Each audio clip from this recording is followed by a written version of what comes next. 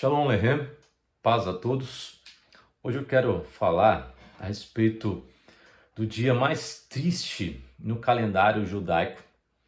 É um dia de luto, um dia onde, não só nesse dia, mas nesse período, casamentos são proibidos, festas são proibidas e existem algumas coisas que os judeus fazem nesse dia. Esse dia é o nono dia do mês Av, né? Tchá, é nono dia em hebraico, Beav, né? Do mês Av. O calendário judaico ele é diferente do calendário que usamos, que é o calendário gregoriano. Vou deixar um vídeo aqui na descrição que fala mais sobre o calendário judaico.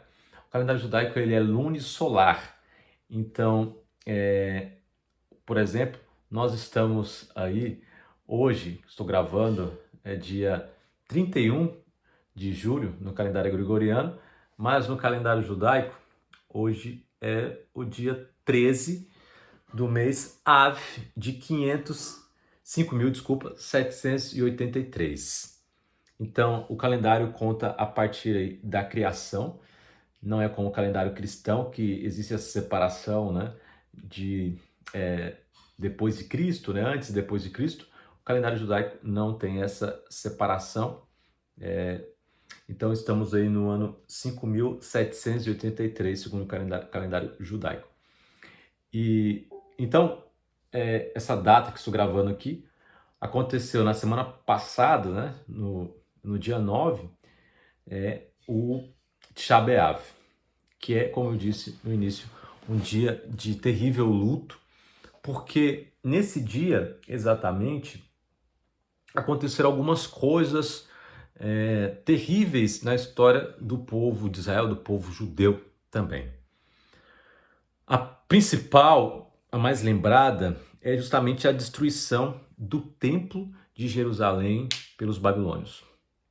Isso aconteceu em 586, quando Nabucodonosor, o rei da Babilônia, entrou em Jerusalém, dominou Jerusalém, e foi com certeza um momento muito terrível, muito complicado da história de Israel. Essa história está em muitos textos bíblicos, em muitos livros da Bíblia.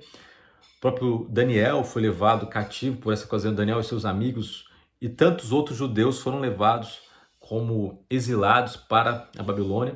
Os utensílios sagrados foram levados para a Babilônia. E, é claro, o povo de Deus, o povo de Israel, retornou depois de 70 anos. Nem todos retornaram, muitos continuaram ali em Babilônia, mas a profecia prometia o retorno deles para a terra prometida, para Israel.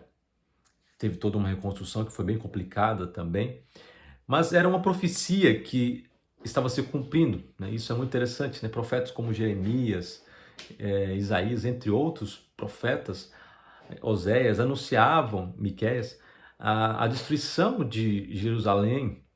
E uma coisa interessante que nesse dia do Tisha B'Av, não se pode ler a Torá, porque a Torá ela traz alegria. Eles leem apenas o livro de Lamentações de Jeremias, um livro que fala justamente da destruição de Jerusalém. É um poema muito interessante, que é um momento até posso analisá-lo aqui com mais calma, mas que segue um acróstico, né, seguindo as letras do alfabeto hebraico, Aleph, Bet, Gimel, Dalet, He e assim por diante, mas lá para o meio, né, do livro, mais ou menos, já está uma bagunça e de repente não está seguindo mais o acróstico quando a cidade de Jerusalém é destruída. Então veja, enquanto a Jerusalém está de pé, existe esse acróstico, mas da mesma forma que o acróstico é destruído, Jerusalém também é destruída, né? Aquilo que a gente chama de forma e conteúdo. E também um outro fato muito triste aconteceu nesse dia, foi a destruição do segundo templo de Jerusalém, agora reconstruído por Herodes. Esse templo foi destruído pelos romanos em 70 depois de Cristo. Além disso, a queda da cidade de Betar e o fim da revolta de Shimon Bar Kokhba aconteceu também contra os romanos, aconteceu 65 anos mais tarde, em 135 depois de Cristo, ou depois da Era Comum. O Papa Urbano também declarou a primeira cruzada nesse dia. Dezenas de milhares de judeus foram mortos e muitas comunidades judaicas destruídas. E outros fatos ao longo da história aconteceram justamente nesse dia. Os judeus da Inglaterra foram expulsos em 1290, os judeus da Espanha foram expulsos em 1492. E também, nesse dia, a Primeira Guerra Mundial estourou em 1914, quando a Rússia declarou guerra contra a Alemanha. O descumprimento alemão do Tratado de Versalhes preparou o cenário para a Segunda Guerra Mundial e o Holocausto. Nesse dia também começou a deportação dos judeus para o gueto de Varsóvia em 1940. E outros fatos terríveis aconteceram também nesse dia 9 do mês Av. Portanto, os judeus, nesse dia, eles não fazem algumas coisas. Eles não tomam banho, eles não se lavam, né? A água não pode entrar em contato com o corpo, eles não fazem nada que seja feliz em relação ao corpo, não se pode ter relações maritais, matrimoniais.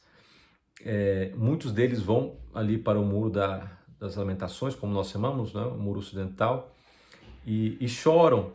É um luto mesmo, né? E fazem aquilo que normalmente se faz quando um parente morre. Nesse caso, né? Eles estão chorando por Jerusalém. Jerusalém é esta que é digna de luto. Muitos deitam no chão e não comem nada, né?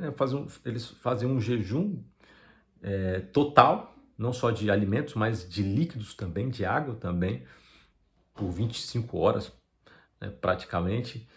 E não pode ter festas, as músicas não são tocadas nas rádios. Se tem uma consternação nacional, onde não só nesse dia, mas nesse período, que foi o período onde Nabucodonosor ele começou a invasão de Israel, né, de Jerusalém. Essas 3 semanas, não se pode ter casamentos em Israel.